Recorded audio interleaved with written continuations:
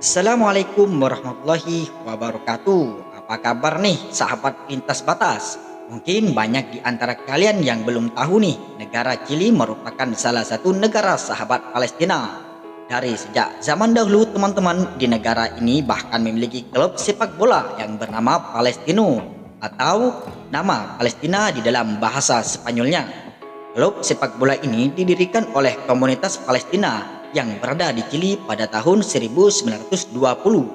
Prestasi terbaiknya pernah dua kali juara loh teman-teman di Liga Chili, yaitu pada tahun 1955 dan 1978. Luar biasa ya teman-teman. Klub sepak bola ini juga mendapatkan dukungan sponsor dari Bank Palestina. Negara Chili resmi mengakui Palestina sebagai negara yang berdaulat dan merdeka pada tahun 2011. Kedua negara ini juga saling membuka kedubesnya ya teman-teman. Chili membuka kantor perwakilan di kota Ramlah, Palestina, sedangkan Palestina membuka kedubesnya di kota Santiago.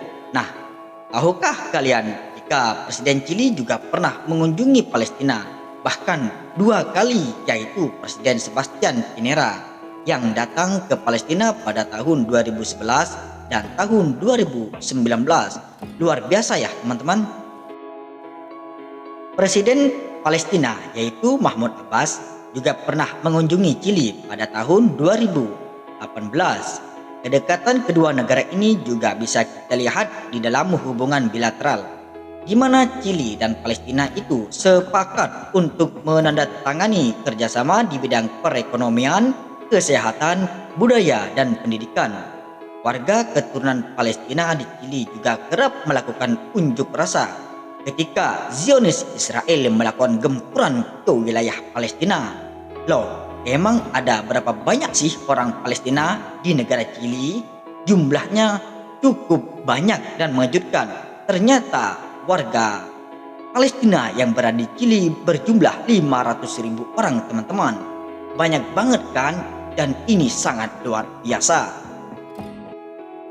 Negara Chili sebagai negara diaspora Palestina terbesar di dunia, di luar negara-negara Timur Tengah. Padahal jarak antara Palestina dan Chili itu sangat-sangat jauh loh teman-teman, berjarak sekitar 13.000 km.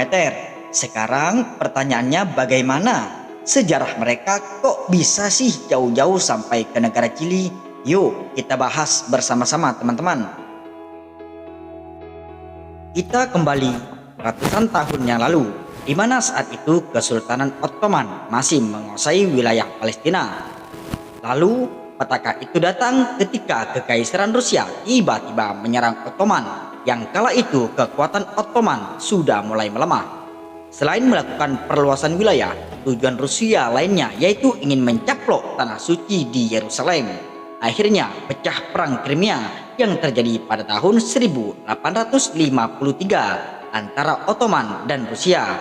Nah, karena ada kabar Yerusalem bakalan diserang oleh Kekaisaran Rusia, para warga Palestina kala itu panik dan mereka berhamburan mengungsi ke wilayah-wilayah sekitar. Di saat yang sama, di benua Amerika Latin mulai bermunculan negara-negara yang baru merdeka.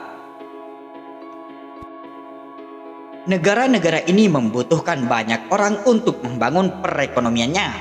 Akhirnya, sebagian orang Palestina yang mengungsi ini pun tertarik untuk ikut migrasi ke benua Amerika Latin. Awalnya, mereka tiba di Argentina lalu berpindah ke Chili.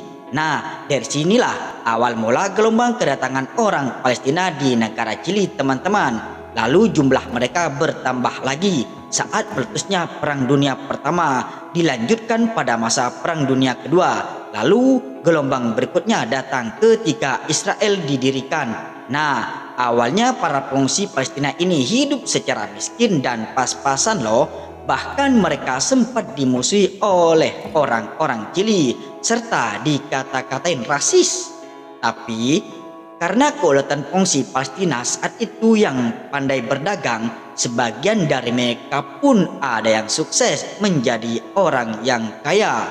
Salah satunya bernama Carlos Abu Mohor Tauma, seorang konglomerat media terbesar kedua di Chili.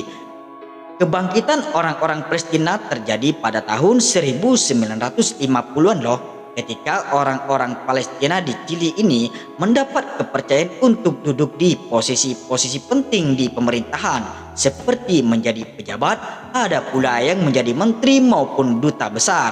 Patut kalian ketahui jika sebagian besar keturunan Palestina di negara Chili ini memeluk agama Kristen Ortodoks, serta minoritas di antaranya memeluk agama Islam.